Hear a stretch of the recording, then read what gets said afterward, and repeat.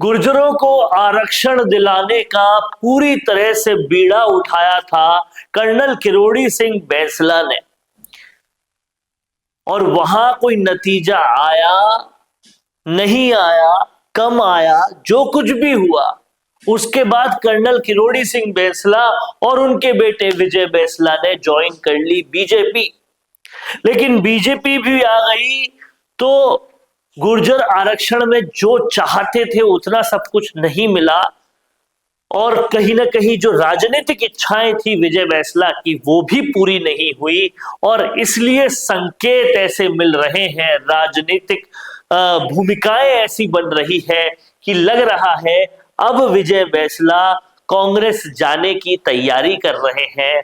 और सचिन पायलट को के लिए जयकारे लगवाना, सचिन पायलट को अपना प्रिय बताना, ये तो एक बात थी, लेकिन इतने बड़े गुर्जरों की इवेंट में जहां सारी मीडिया सामने थी, अपनी ही पार्टी बीजेपी को कहीं ना कहीं गुर्जरों के साथ भेदभाव करने का आरोप इतने खुले में लगा देना एक तरह से सबूत देता है कि अब विजय बैंसला बीजेपी से उब चुके हैं। अब उनकी राजनीतिक इच्छाएं पूरी करने की धरती उन्हें कांग्रेस में नजर आ रही है। कि अगर ये सच है या फिर ऐसा नहीं होगा, इन सारे मुद्दों पर बात इस वीडियो में करेंगे।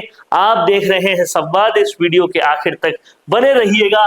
लेकिन मैं उससे पहले आपको ये कहूंगा कि अगर आप राजस्थान में प्रॉपर्टी सर्च कर रहे हैं और चाहते हैं कि आपको अगर प्रॉपर्टी में निवेश करना है तो उससे पहले आपको सारे तरीके के अच्छी ओपिनियंस मिले, कैसे निवेश करना है, कैसे प्रॉपर्टी में बेहतर निवेश हो पाए ये पता चले, तो आप YouTube पे AVM प्रॉपर्टी चैनल पे जरूर जाइए।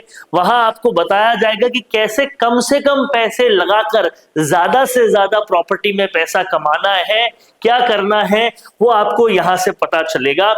फिर से आते हैं हमारे मुद्दे पर।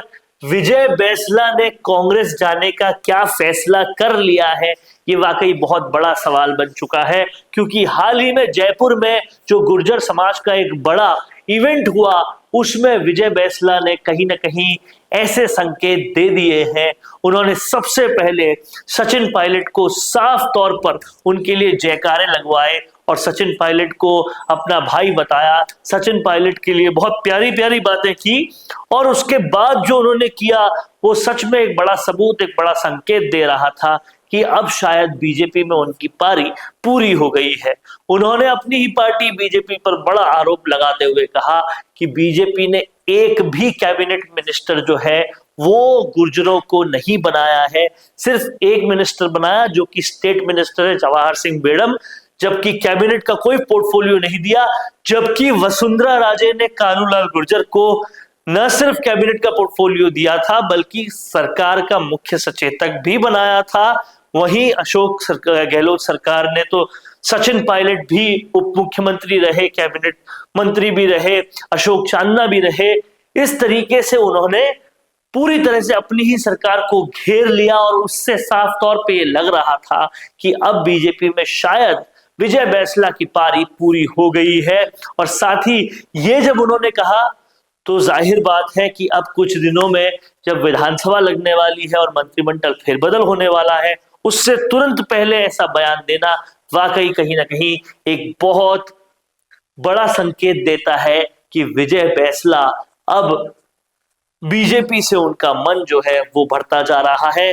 क्या कहना है आपका इस पूरी खबर के बारे में कमेंट बॉक्स में जरूर लिखिएगा, क्योंकि आप देख रहे हैं संवाद। संवाद ये है भारत का, भारत के लिए। नमस्कार। पॉडकास्ट सेटअप्स तो मिल रहे हैं लेकिन एंकर नहीं है। पॉडकास्ट सेटअप और एंकर मिल गया तो एडिटिंग नहीं है। पॉडकास्ट सेटअप भी मिल गया, एंकर भी मिल गया और एडिटिंग भी मिल गई, लेकिन उसे अपलोड करने के लिए अच्छी व्यूअरशिप वाला चैनल नहीं है। और अगर वो सब भी मिल गया तो पॉडकास्ट को अच्छे SEO के साथ अपलोड करने का डिजिटल सपोर्ट नहीं है। और अगर ये सारी चीजें एक साथ मिल रही हैं तो प्राइस बहुत ज्यादा हाई है।